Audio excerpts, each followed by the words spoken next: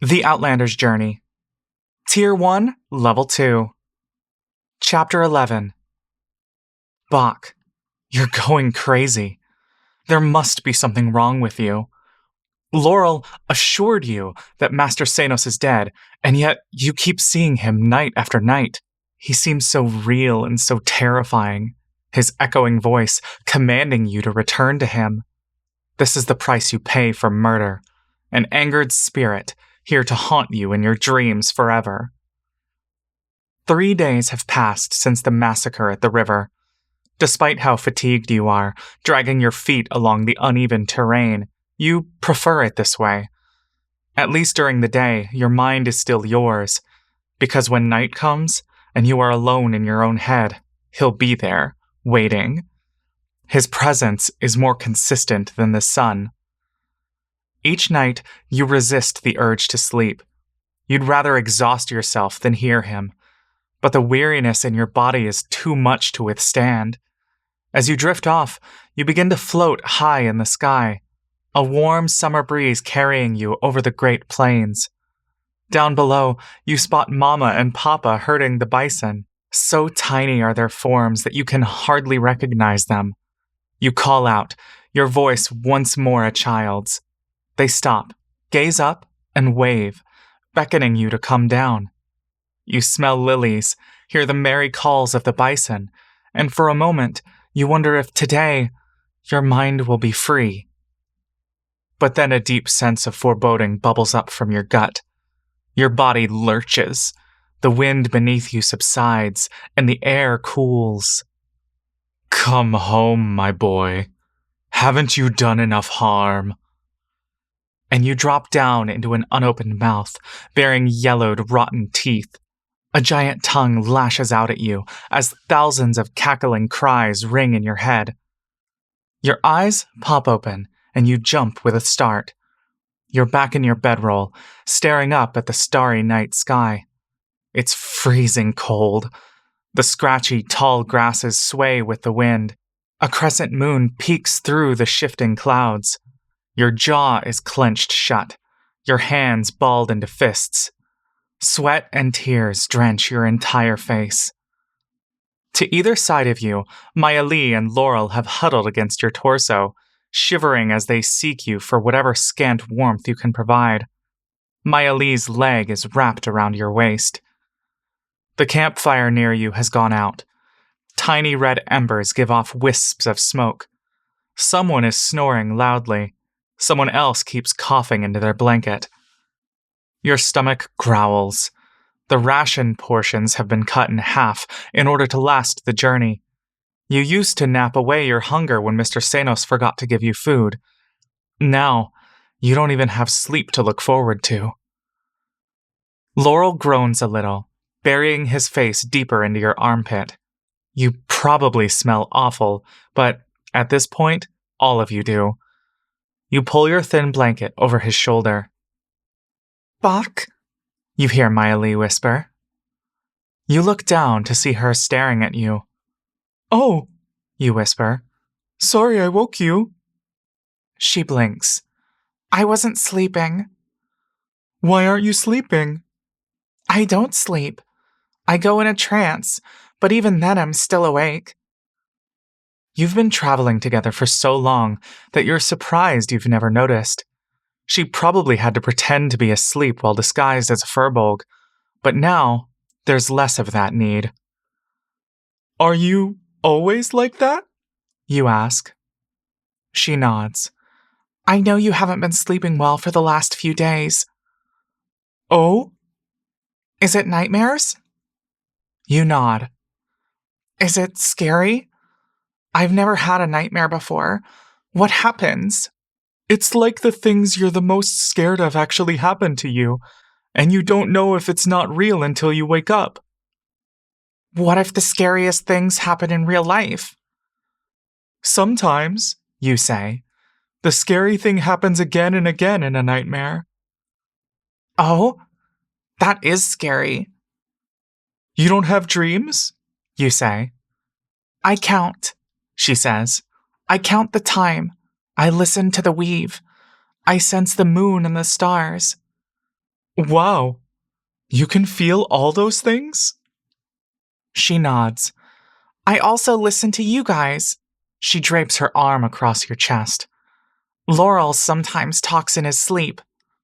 What does he say? He says sorry a lot. Sometimes he says your name and my name, and his brother's name and other people's names. Oh. He sounds scared too. Yeah. You don't talk, she continues, but you move around a lot. Sometimes your face looks like you're in pain. You get all tensed up. It must be lonely watching other people sleep in the dead of night. She must have seen so much. What you'd give to join her, to go without sleep or dreams, just the two of you. It's okay, you say. It's just dreams. It's not real. Sometimes I wonder if I should wake you to make you feel better, but then you get more tired during the day. Yeah, I don't really like sleeping anymore, but we have to do it. She nods, burying her face into your chest. She traces little circles with her finger. Bach? Do you hate me? It really takes you a moment to process the question. No, you say. I would never. Really? Yeah. Does Laurel secretly hate me, and you're not supposed to tell me? No. You shake your head for extra emphasis. Why would you think that? It was my idea to stay with the orcs, remember? We even made a plan together to convince Laurel. Yeah, but that doesn't mean he would hate you. I don't hate you. He wanted us to leave sooner, and then Mock found out about me, and then I dropped the hat and Ark found out, and then Errol found out. Her voice is starting to crack, going more high-pitched. And then they all found out, and it's my fault. Then Laurel almost died because of me. She sniffles. You rub her back. No, it's my fault, you say. If you and Laurel should hate anyone, it's me. She shakes her head. No! I think I did all the bad things. She lifts her head up. Her eyes are red. Teardrops fall from her cheeks and drip onto your clothes. Why? Laurel told you not to disseminate this information. Master Senos is dead, remember? But you just can't shake away the feeling that you did this. You're a monster. I don't know. It just feels like I did it. She lowers her head, pressing her cheek against your ribcage. Is that why you and Laurel were doing the mental talk in secret? When did we do that?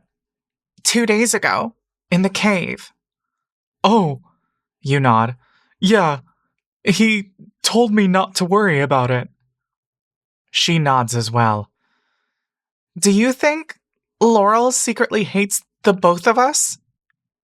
I don't know, you say. If you were Laurel, you'd hate you. He's thrown everything away just to get you home. He's almost died so many times for your sake. If you were him, you'd regret coming all this way for you. What if the Aarakocra don't let us in when we get to the border? Normally, your instinct is to believe that Laurel will figure out some backup plan. But now you're not sure if he would just give up.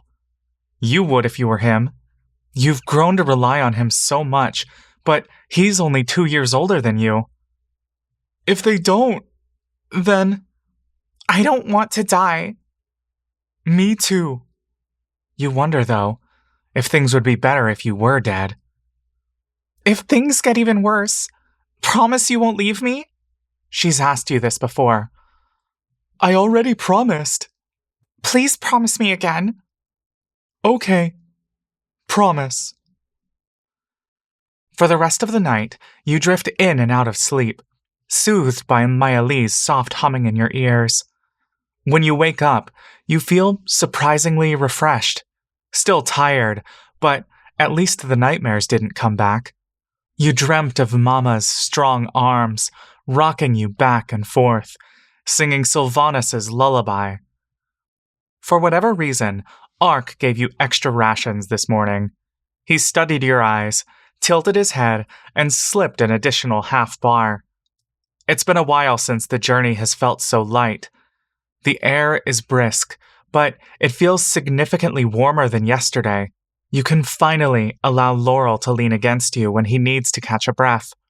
You want to do as much as you can for him, no matter how small.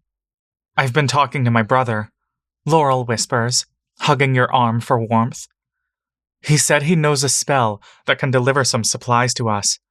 I've asked for some more food, blankets, and winter clothes, but if I'm forgetting anything, let me know. Oh, you say, he can help us from far away? Begrudgingly, says Laurel, though you don't know what that word means. What if someone catches us? Miley whispers, leaning in close.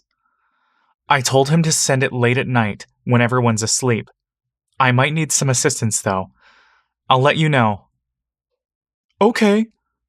Though you don't know what you'd do without Laurel. Perhaps the true savior has been Elothor this whole time. It's a peaceful walk. The sun is peeking through dense white clouds. Later in the day, Mock sneaks to the back of the pack, asking Laurel to teach him more magic as they all hide behind you. You're saddened to see the dramatic shift in Mock's demeanor.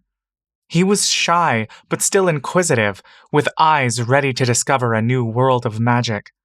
He now appears devoid of life, his shoulders slouched, his speech mumbling. It looks as though he is learning, only out of some sense of obligation. Laurel attempts to lecture him on what he calls the schools of magic.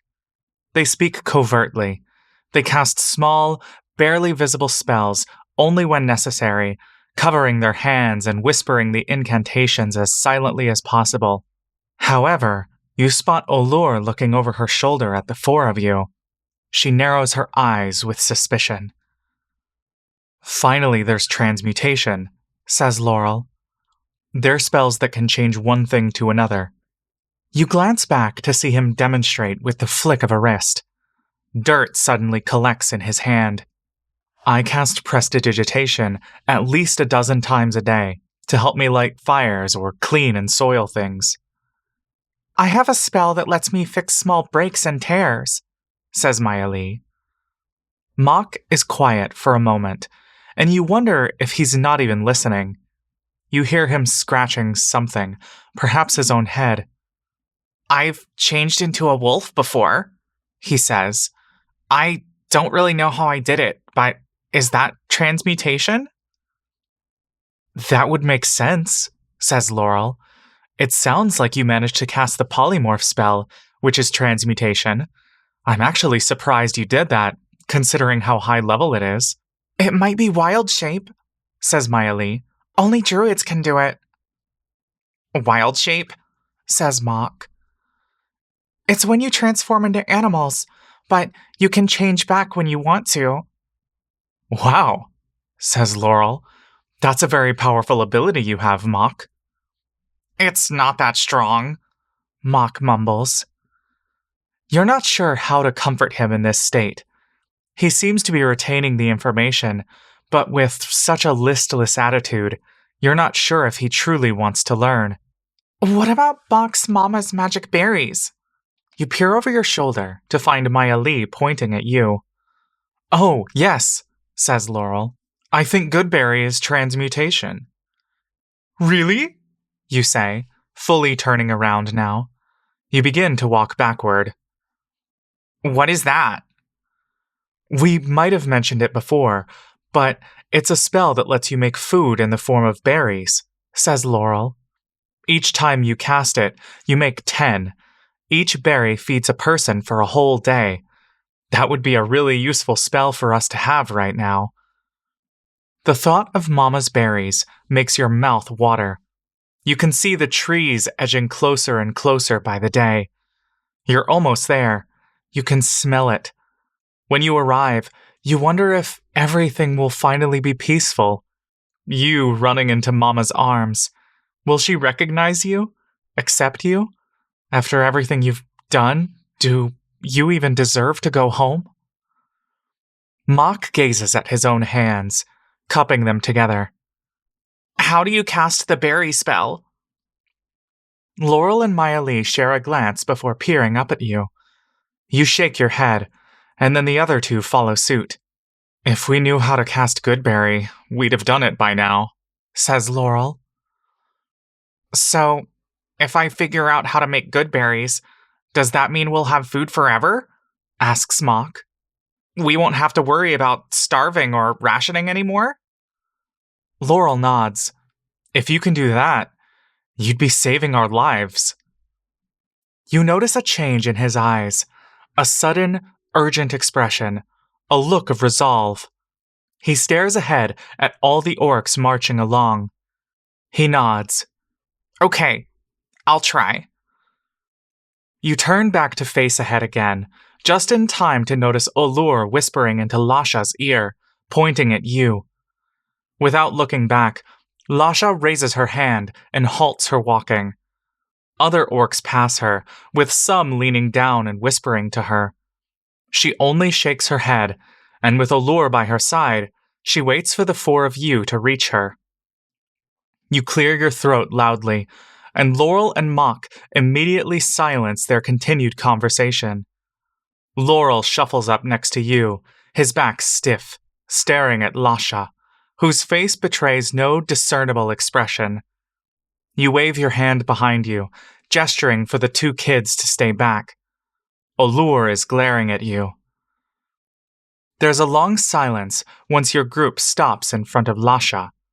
Her arms are no longer as sturdy as they once seemed. They shake uncontrollably as she grips a splintered, makeshift walking stick. Mock, step forward. You hear his footsteps crunch loudly, as if he's stomping on the grasses. He steps past you, his head hung low. I believe I made it clear that I have forbidden you from learning magic, says Lasha. We weren't, Mock stammers. Olur told me that you have had a few lessons already since I made such a declaration. Laurel steps forward in front of Mock. Elder Lasha, forgive me. With everything that has transpired, please believe me when I say this ruling slipped my mind. I truly, sincerely have forgotten. Lasha lets go of her walking stick and takes a sure, bold step forward, nearly pressing her face into Laurel's. My child, in our short time together, you have tested our trust many times. To disguise yourselves as furbolgs as a protective measure amidst strangers is an understandable offense, and I cannot fault you for that. However, to blatantly disrespect our ways, our laws, that is a transgression I cannot so easily forgive. Elder Lasha, says Laurel, bowing his head. It will not happen again. I promise. You are intelligent, says Lasha. I can see that. You are perhaps too cunning for your own good. You are a creature whose guiding principles are trickery and deceit. Perhaps you do not see it now, but your actions will catch you someday. And I pray for the safety of your loved ones who fall victim to such depravity. You normally expect Laurel to have a convincing response to this, but even he is caught off guard, his mouth hanging open, the words trapped in his throat. I... Lasha sighs, breaking eye contact and shaking her head. Grumpsh, forgive us, she whispers. She throws her hand up dismissively, turning back around as Olur guides her away. Mock, she shouts. Mock flinches. He turns back to you all sheepishly, his shoulders raised up to his ears. Then he saunters away, following closely behind Lasha. Hours pass, and you keep your eyes on Mock, making sure he's not in too much trouble. The sun begins to set, and the cold air soon sets in. But just before you all settle for the night, Rock begins to bark loudly at the front of the group, and you watch as, starting in the front, Everyone begins to charge forward, as if gripped by some unforeseen compulsion. A crowd forms tightly around something on the ground, and you watch as individuals fall to the ground, writhing and rolling around. Soon, you smell it, the stench of badly rotting flesh hitting your nose. For just a moment, you reach up to pinch your nose, fully expecting to feel revulsion. But then saliva fills your mouth, dripping out the corners down your chin. You never knew you could produce so much. On their own, your feet begin to stagger towards the crowd, the source of the scent. Your stomach growls, and a hunger, a ravenous craving unlike any you've ever experienced before, overwhelms all of your thoughts. The smell is tantalizing. You want to eat everything, everyone. A hand grabs you, and you turn to see Maya Lee trying to pull you back. She looks delicious. Your left shoe squelches on something, and you peer down to find your foot sinking into this black ooze bubbling out of the wilted grass. "Stay back," Lasha yells. You turn to hear where her voice is, finding her waving her arms, pinching her nose. She stares up at the sky.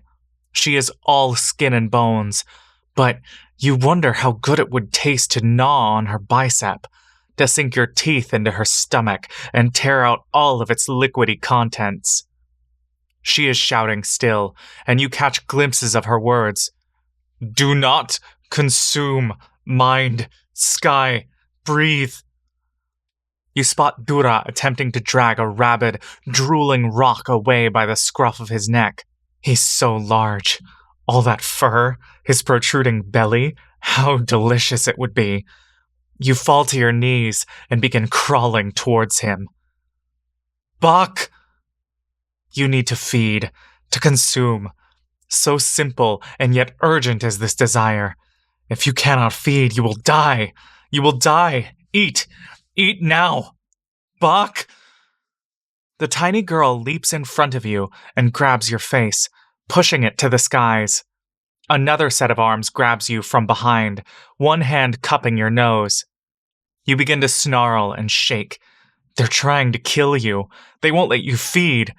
You bite the hand, sinking your teeth in, drawing blood. You drink. It's delicious. "Buck, look at the sky. Look!"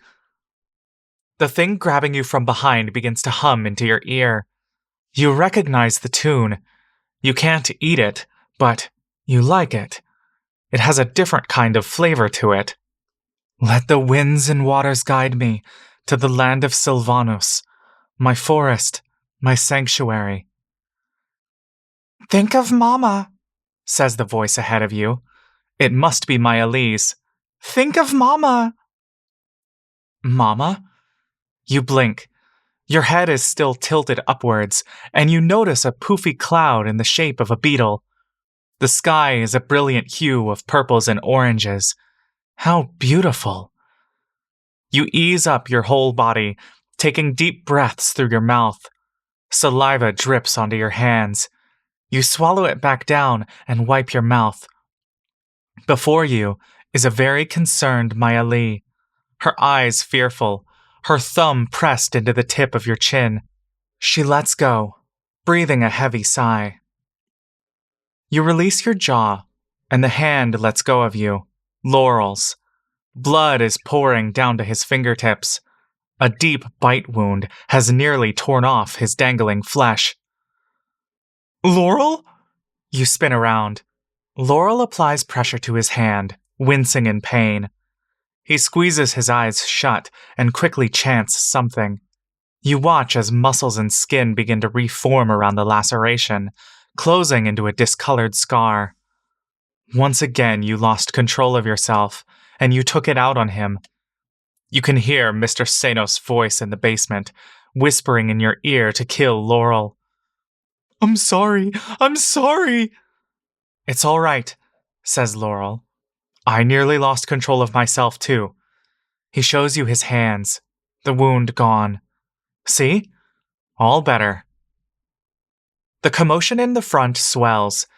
You twist around to find Ark and Errol staggering backward, holding onto each other, much like Maya Lee and Laurel grabbing you. Several orcs peer up at the clouds and link arms, forming a barrier between the source of the smell and those trying to claw their way in. Someone bites into another person's ankle. Holding your hand over your nose, the three of you rush up front. You grab someone convulsing on the ground, gnashing their teeth on the blackened grasses, and you drag them away as they kick and scream. The orcs who have their arms linked march backward in rhythm, shouting out in unison. Slowly, they push back the still manic individuals who don't realize they can go around. They shove and attempt to duck between legs, but the formation only grows tighter.